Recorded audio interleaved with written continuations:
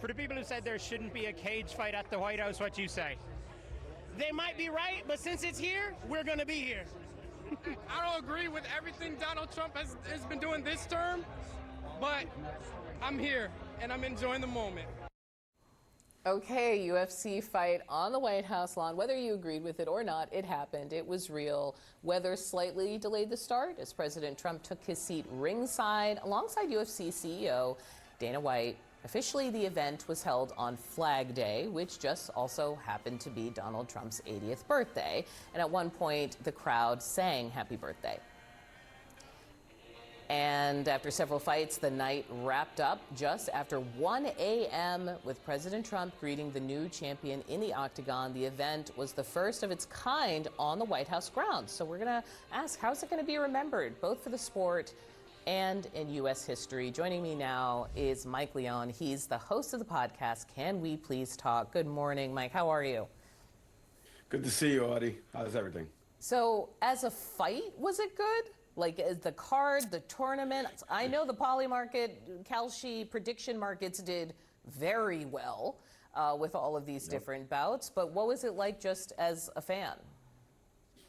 Yeah, just as a fan, you know, working in the combat sports space and overseeing productions, from a production element standpoint, it really was immersive, expansive. I mean, we could talk about you couldn't watch it unless you had a Paramount Plus subscription. It wasn't free over the air like on CBS, which I thought the president probably would have done, or at least Dana White would have done. But you got to recoup those costs of the $60 million that they spent to do all of this and the claw and everything that they implemented. But just from a TV perspective, watching it, the shoulder programming that they did, Chris Weidman is a friend of mine who happened to do some of the pre-fight coverage there.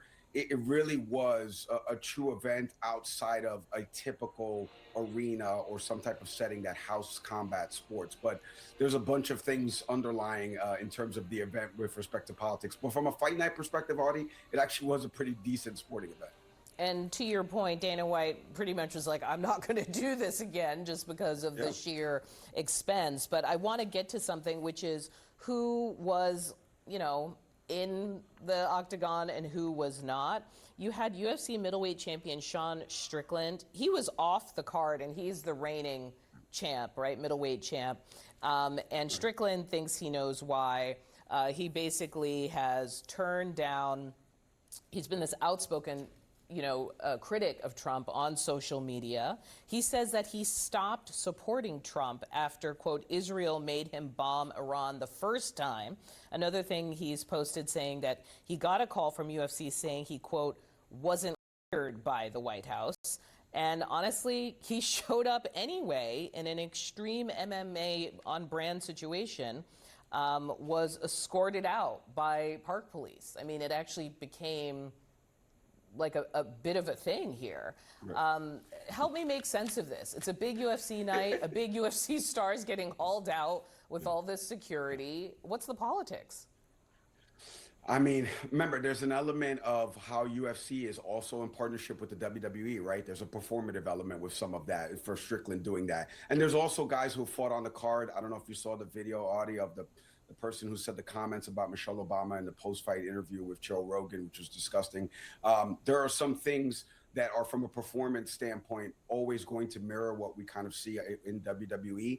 Strickland is right to a certain extent. There's a reason why he was left off to the card, non-politics perspective-wise. There were a few other fights that actually dropped out from this card. But in terms of the event overall, like I said, it was a pretty solid event. But to make sense of it, Audie, I mean, they get punched in the head, they grapple. Sometimes people say different things and they have different political leanings. This is what you get in the combat sports space. I remember working an event where one of our fighters before the election in 24 wore Trump trunks. And I remember saying to him in the locker room, could you not, like, again, freedom of speech, you can wear whatever you want, but like, you're going to get more attention doing this. And he's like, I'm going to do it anyway. And then he went out there and did it anyway. So that's, if you want me to make sense of it, Audie, that's the way to make sense of it. There is no sense. They get punched in the head for a living.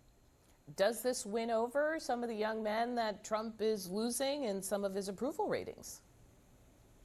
Audie, you and I talked about this last week when I was in studio with you. Trump has always used the combat sports space as this outlet and vehicle to talk to voters, whether it be his stuff that he did in the boxing space years ago, his relationship with Dana White, obviously with the Ellison family, with Paramount. He has always been in the combat sports space because he thinks it makes him seem relatable, that he loves these sports. And these are the type of fans, and again, speaking with conservative voters over years in different cities, they've talked about his attendance at these events, and Democrats don't go to these type of things, whereas Trump does.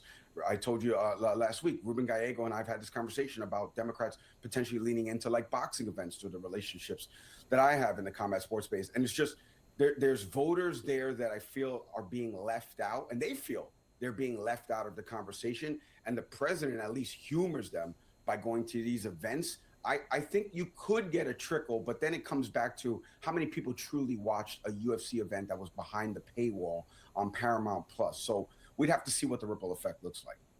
Okay, Mike Leone, thanks for your expertise. Appreciate it.